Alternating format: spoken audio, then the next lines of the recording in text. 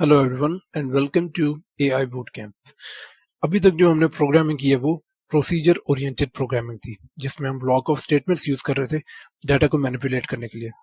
अब जो हम यूज करेंगे उसको हम कहते हैं ऑब्जेक्ट ओरिएंटेड प्रोग्रामिंग।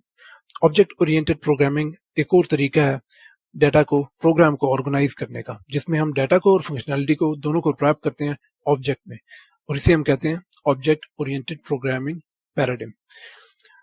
काफी ऐसी सिचुएशन होती है जिस वक्त हमारे पास जो प्रॉब्लम है वो काफी बड़ी होती है, या फिर कोड जो है वो काफी लंबा होता है, लार्ज प्रोग्राम्स होते हैं, तो उस वक्त हम ऑब्जेक्ट ओरिएंटेड प्रोग्रामिंग यूज करते हैं। ऑब्जेक्ट ओरिएंटेड प्रोग्रामिंग में क्लासेस और ऑब्जेक्ट्स हमारे पास हम यूज करते हैं। They are the two main aspects of object oriented programming. जो क्लास है, ये new type creates a new type where objects are instances of the class. Class जो है ये ब्लूप्रिंट की तरह है। जैसे हम कोई घर बनाना चाहते हैं या कोई बिल्डिंग बनाना चाहते हैं, तो हम डायरेक्ट स्टार्ट करने से पहले एक मैप बनाते हैं, एक ब्लूप्रिंट बनाते हैं। तो क्लास जो है ये ब्लूप्रिंट है, और जब हम उसको कंप्लीट कर लेते हैं तो वो एक ऑब्जेक्ट बन जाता है। फॉर एग्जांपल बिल्डिंग कंप्लीट हो गई तो बिल्डिंग जो है ये अब ऑब्जेक्ट है। तो क्लास जो है ये ब्लूप्रिंट होता है, और ऑब्जेक्ट जो है ये इंस्टेंसेस ऑफ द क्लास होता है। सो पहली एग्जांपल हम देखते हैं कि हम क्लास को प्रोग्रामिंग में कैसे यूज कर सकते हैं। फॉर एग्जांपल मैं एक क्लास बनाता हूँ। हम प्रोग्रामिंग में क्लास कीवर्ड यूज करते हैं क्लास बनाने के लिए। मैं बनाता हूँ ह्यूमन। तो अगर मैंने सिर्फ नॉर्मल क्लास बनानी हो बिना किसी डाटा के या फिर कोई फंक्शनैलिटी के, तो मैं पास यूज कर सकता हूँ। तो पास यूज करने से अब ये क्लास क्रिएट हो चुकी है। तो अगर मैं अब इसको रन करूं तो मेरे पास कोई एरर शो नहीं होगा। तो अब जब मैं कोई ऑब्जेक्ट बनाना चाहूँ, जैसे मैं अपना नाम, मैं एक ऑब्जेक्ट बनाता हूँ ह्यूमन।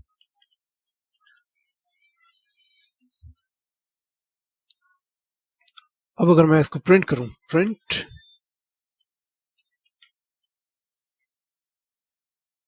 तो ये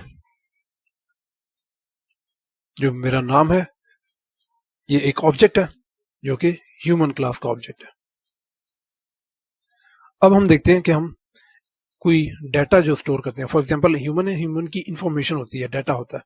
तो ह्यूमन की क्या क्या इंफॉर्मेशन हो सकती है। जो ऑब्जेक्ट है, हर ऑब्जेक्ट पॉसिबल है कि वो डिफरेंट हो। फॉर एग्जांपल हमारे पास काफी एक्टर्स हैं जिनकी इंफॉर्मेशन डिफरेंट है। हमारे पास स्पोर्ट्स पर्सन है जिनकी इंफॉर्मेशन डिफरेंट है। इसी तरह जो हर एक बंदा है उसकी इंफॉर्मेशन डिफरेंट होती है, नेम, कास्ट, जो फैमिली बैकग्राउंड है वगैरह। तो ये काफी कुछ जो होती है वो डिफरेंट होती हैं। तो हमारे पास जो डाटा है वो डिफरेंट हो सकता है, ऑब्जेक्ट का जो डाटा है वो डिफरेंट हो सकता है। तो हम ऑब्जेक्ट में डाटा कैसे स्टोर कर सकते हैं। अब मैं जब एक क्लास बनाऊंगा तो उसमें मैं डाटा स्टोर करने के लिए एट्रीब्यूट्स रखूंगा, जैसे कि क्लास ह्यूमन। तो ह्यूमन का नेम होता है, तो मैं name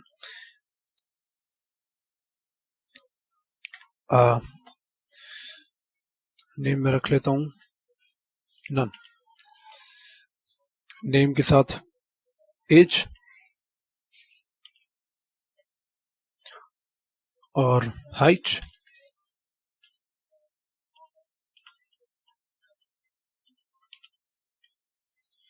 wait and so on. तो जो वेट, हाइट, एज, नेम है, और इसके अलावा बाकी हमारे पास बाकी काफी इंफॉर्मेशन हो सकती है। तो ये सब डाटा है या फिर इंफॉर्मेशन है जो कि हर ह्यूमन का होता है। तो अब जब मैं ये क्लास क्रिएट करूंगा और अब जब मैं एक ऑब्जेक्ट बनाऊं,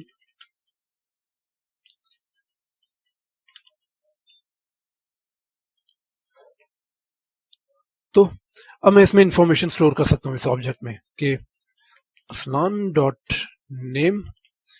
मैं डॉट डॉट के साथ नेम जो मैंने, ये नेम जो है इस पे मैं डाटा स्टोर कर सकता हूँ। तो ऑब्जेक्ट में मैंने अपना नाम स्टोर करना है, तो असलान खान।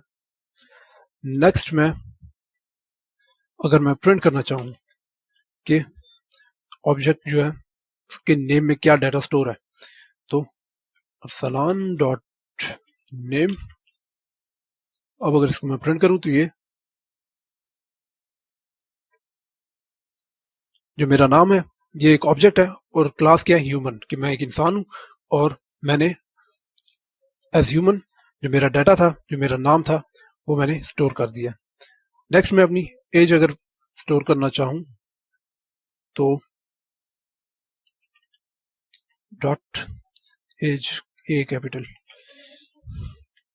फॉर एग्जांपल मैं 50 रख लेता हूं, तो मैंने अपनी एज भी स्टोर कर ली। नेक्स्ट मैं हाइट एंड वेट स्टोर कर लेता हूं, तो सनान डॉट हाइट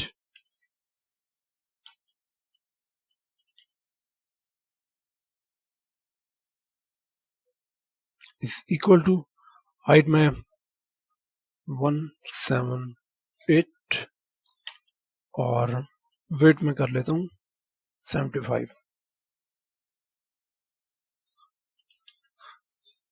अगेन अगर मैं इसकी टाइप चेक करना चाहूं कि सनान की टाइप क्या है,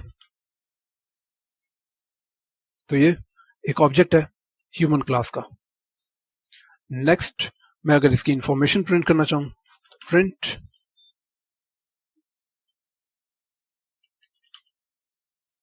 डॉट नेम